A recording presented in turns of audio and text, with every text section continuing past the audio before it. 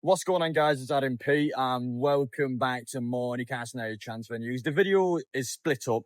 Now, I've went through the transfer news and I went through a lot of detail about what's happening behind the scenes at Newcastle United before the game against Liverpool. So you can currently see after midnight, I'm recording the first part of the video now. So we're going to get through the news after the game first because there's still a lot to talk about. You can see straight away, I promise you, I had a selfie stick today. I broke it. Within 1 hour, I broke the selfie stick. So I'm going to go and buy a second selfie stick. So I promise you will see it in the second half of the video. We did actually use the selfie stick today, but I've already broke it within 2 hours. So it's been a disaster. But if you guys are new around here, make sure you get down there, hit that subscribe button. Less than a week into the transfer window closes now. And of course, before our next match against Leeds, we will know who we're playing in the Champions League. And Leeds is almost around deadline day. So this is effectively the week now.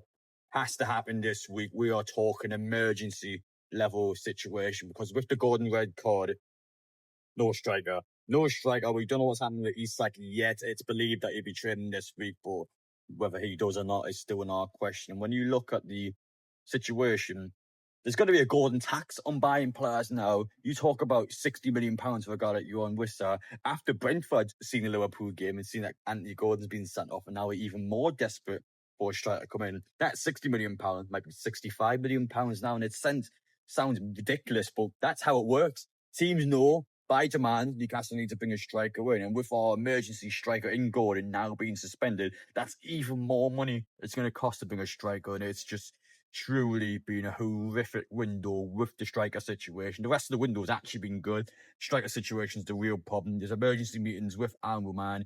He is here to get through the Isak stuff now. He is here to get through the transfer stuff now. He's here in Newcastle after that game, and of course waited until Eddie Howe and the players have done after full time. Ownership there on the pitch. That's there by design. The ownership are there to show the fans that we are here in the moment, and that's almost a flex from the PIF just to show Newcastle fans we're on the pitch, we're going to get this sorted out. And that's what he's going to do.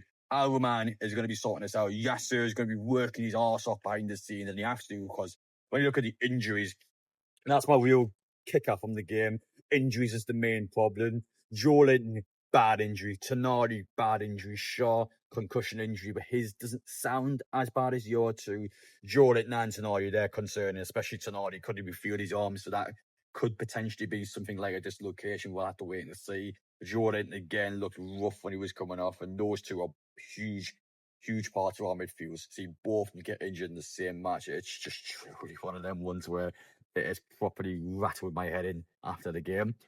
But in terms of our stuff, the performance is amazing. I was so happy with the performance, and it's criminal that Newcastle's only had 1 point out of possibly 6 so far, because we deserved those 6. We deserved those 6, and we lost 5 of them because of the ongoing striker situation. You talk about the golden red card. If Liverpool fans are still watching this video now and still telling me and telling you that Isak's going to go to Liverpool this summer, you must be deluded. There was no way Isak is going, and that's before we even got through the Liverpool match. Why would Isak go? Our emergency striker suspended for 3 games. We haven't got a striker. We haven't signed a striker. So why the hell would we sell Isak? It's never happening. Never in a million years. So we'll sort this out now. We'll get to the bottom of this. Isak will have to be integrated back into the squad.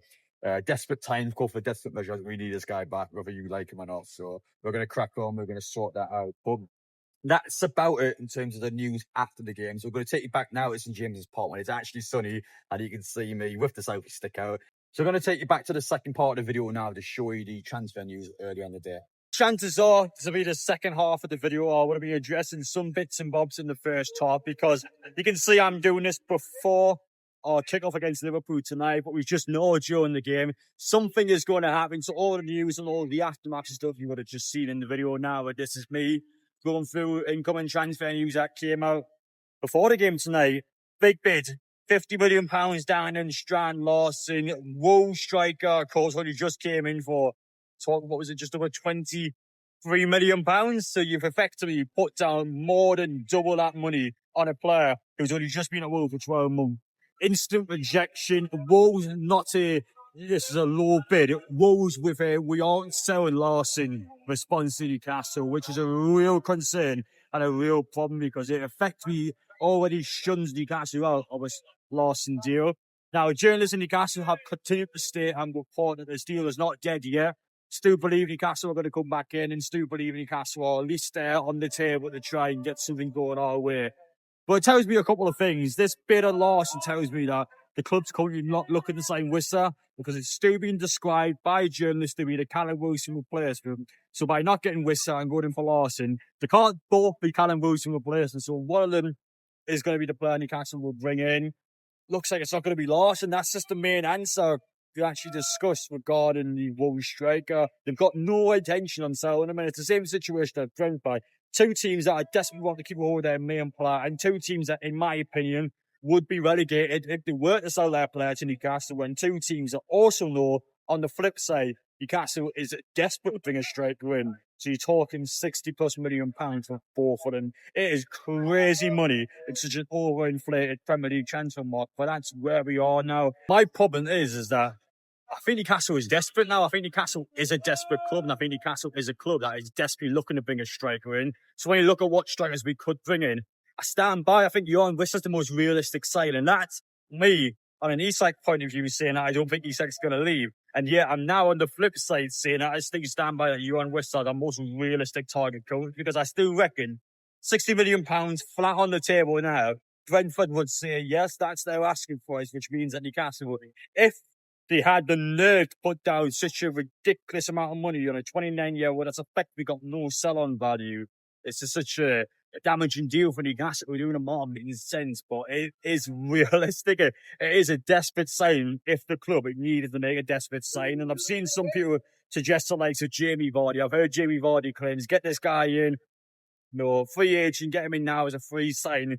His wage was mental at Leicester City. This was a guy who's just been on a £140,000 a week contract at Leicester City. And just to inform you, Alexander Isak is earning £120,000 a week now at Newcastle. The Jamie Vardy was actually earning more money last season in a relegated Leicester City side than what Alexander Isak is earning getting back into the Champions League. So that's actually an argument in the player's favour, because I've just gave you a fantastic example of a player who is obviously getting done over by Newcastle's wage structure because he should be on more money, and I'm not going to deny that despite the ongoing transfer situation with him. Now, by the time I'm recording this video, it may have updated, but the belief now is that Alexander Isak will partake in training this week for Newcastle. Meant to be today when I'm recording this video, or within the next couple of days, but expected to be back at some point, which I feel like is a real statement from Newcastle to get him in. We have to be honest. You can't sell him. He's not going anywhere. Regardless of what I say, regardless of what you say, regardless of what we always say and think about the player, I'm not going to tell anyone watching this video what you should and shouldn't be saying about the player, because you're all fans, you're all entitled to feel a certain way, and you all have an opinion. I'm never ever going to be someone that's going to take that opinion away from you, but he is going to be a Newcastle United player. So, of course, anyone that's burning Isak shirts, anyone that's saying F Isak, and anyone that's got him in the WWE matches on the video games, like, just calm it down a little bit, because he is a Newcastle United player. We need to get this guy back on the side. I wish it was a different scenario. If I had my opportunity now this summer, I would have sold him. I would have brought players in. We clearly can't bring players in. It's not like we haven't tried. I've seen people claim Newcastle haven't attempted to sign players in. What planet are people on? We've put nearly £80 million into Benjamin Sesko, and we haven't got that player. So Newcastle clearly has been trying to bring players in. It's clearly a situation that should just be a nightmare for Newcastle to deal with. It's been a nightmare transfer window, and it's been a nightmare scenario for Newcastle just not being able to bring any striker in. So when I look at the situation now, Isak still one player in. That's the only way I can see it happening. And currently, Yoane Wissa remains the most realistic sign we can make, which is truly astonishing, because I would argue he's not realistic currently, especially with such a high £60 million transfer fee. But at least that's a player there the club will 100% guess if they were to put down such a huge asking price. But in terms of Newcastle United news, that's about it in this video. We addressed some of the incoming news. Larsen is now a new player that Newcastle United has bidded on and been rejected. So our rejection list is looking quite high this summer. But it's just been... I stand by the Newcastle United point of view. I think there is bad luck with a striker. I think we've had bad luck bringing a striker in. Sesko we should have got, but Manchester United were able to sign one. Less wages, less transfer fee, which is just mental. And the more players Newcastle wanted to get. Wissa was extremely close. We got talk from journalists all summer long. We would sign Wissa. It hasn't happened. Ekitike was a player Newcastle approached. Liverpool approached, hijacked the deal and got him in. Try for Delap, try for Pedro. Junior and Bruno players, we having to fish players a bit on, but players that were certainly on the transfer list. I think there is bad luck amongst it. You can't say Newcastle has not attempted to bring a striker. We clearly have. We're clearly huffed and clearly puffed. And I'm telling you now, if Sesko was here today, and thank God he's not here today because it's been crap for Manchester United so far. But if Sesko was here today, Isak would be gone. No question about it. Isak would not be here right now if Benjamin Sesko had joined Newcastle. He would clearly try to replace Isak, and it hasn't happened. So now it's Callum Wilson replacement and Isak stays. That is how it's going to end. And I can tell you with almost near 100% certainty because I just can't see in a feasible point of view why Newcastle will let Isak go now. You wouldn't drag it on all window and then let him go within the last couple of days. It doesn't make sense. You would let him go early in the window when Newcastle would be able to deal with the situation straight away, bring players in and look healthy. We haven't looked healthy at all by keeping the players. So to let him go now would just seem quite unorthodox to me. Wouldn't make a ton of sense, and especially without bringing two strikers in. You wouldn't leave Isak with short-sighted, I suppose. I just don't understand on what planet Isak would leave Newcastle now. I don't see it happening. Isak stays, one striker comes in, and I can't make it any clearer.